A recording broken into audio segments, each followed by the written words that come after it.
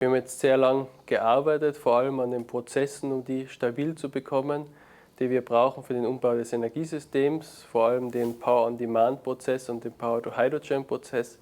Wir haben beide gefasst in unserem Forschungslabor an eWest und HiWest. Und dieses Konzept des Umbaus, diese Prozesse sind mittlerweile auch sehr gut von den Codex-Partnern verinnerlicht. Die können damit jetzt schon umgehen, arbeiten. Und das heißt, jetzt geht es eigentlich nur mehr darum, dass wir unabhängig von den Kräften von außen herum hier konsequent jeden Tag weiterarbeiten und damit den Umbau des Energiesystems bis 2050 schaffen. Ja, Herr Wendt, ELF ist ja schon seit Jahren Mitglied und Codex-Partner beim Green Energy Center. Wie sehen Sie die derzeitige technische Entwicklung und auch den Fortschritt? Also in der Wirtschaft ist es angekommen. Ich glaube, die Zeichen sind ganz klar auf Energietransformation gestellt. Wir sehen es ganz konkret, weil wir immer ganz früh dran sind bei den Großprojekten, bei den großen Dingen, die umgesetzt werden. Vor Jahren haben wir nur Studien gemacht im Bereich Wasserstoff. Heute entwickeln wir erste Projekte, die auch gebaut werden, so wie hier M-Preis direkt vor der Haustür.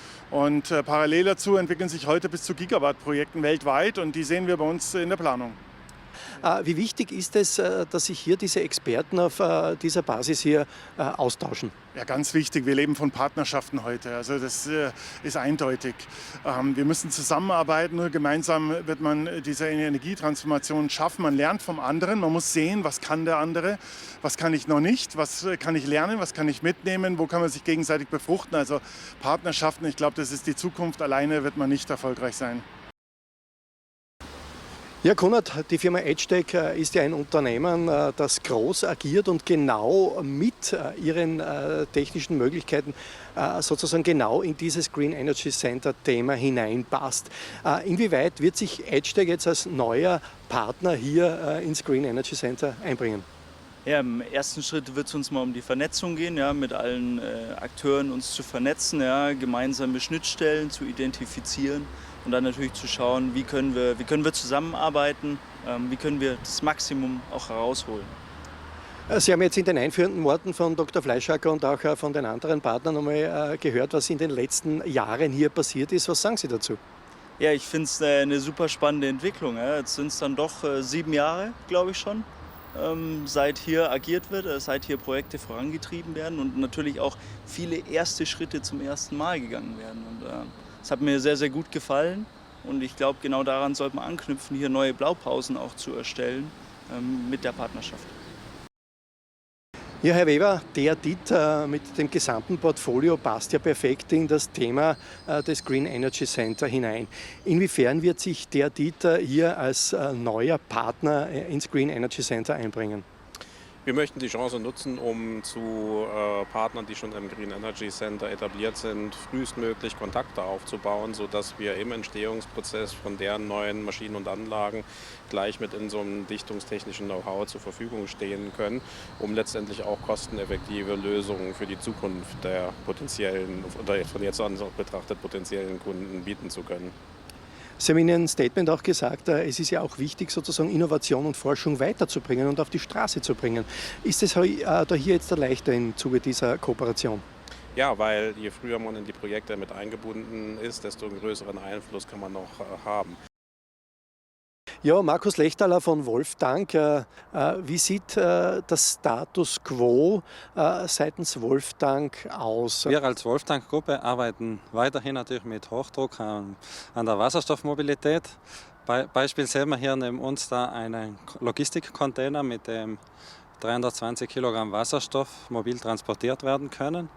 Und das ist natürlich ein erster Schritt, wo man sieht, wie wir auch den Wasserstoff in die Mobilität zum Kunden bringen. Ja, im Endeffekt ist es ja eine komplette Range, die hier abgedeckt werden kann. Genau, wir können eine komplette Fahrzeugpalette betanken und natürlich je schwerer die Sachen mit Elektromobilität zu dekarbonisieren sind, umso größer ist der Bedarf, dies mit Wasserstoff zu machen.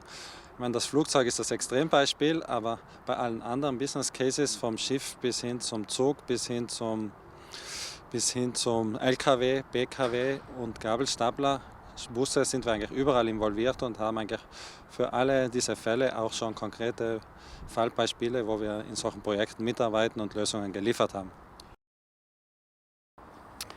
Ihr Roland Bunzengruber, Geschäftsführer von Hyundai Österreich, der natürlich auch einen Überblick hat. Wie schaut der Stand wirklich aus derzeit?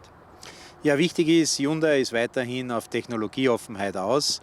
Bedeutet, dass man neben den fossilen Antrieben insbesondere setzt auf die E-Mobilität. Und E-Mobilität wiederum kommt bei unserem Hause zum Ausdruck durch die Batterieelektromobilität und die Wasserstoffelektromobilität. Wasserstoffelektromobilität findet sich dabei nicht nur im Schwerverkehr wieder, Stichwort Lkw, Stichwort Busse, sondern auch weiterhin bei den PKWs. Hyundai ist mehr oder minder ja federführend in diesem Bereich. Was kann man sagen von der zeitlichen Folge her, von der Entwicklung her? Naja, wir sind seit 2014 im Pkw-Bereich auf dem Markt. Mit dem X1 Fuel Cell, also dem Lkw, hat man vor 3 Jahren ebenso in Europa bereits begonnen. Österreich ist noch nicht gestartet, aber wird sicherlich auch in der nächsten Zeit kommen. Ja, und die einzigen Wasserstoffbusse aus dem Hause Hyundai fahren hier in Österreich, konkret in Wien und in Graz. Und hier tut sich ebenso ein neues Projekt auf, sprich im ersten Quartal 2025 können wir die nächsten Serienfahrzeuge auf 12 Meter Basis aus dem Hause Hyundai erwarten.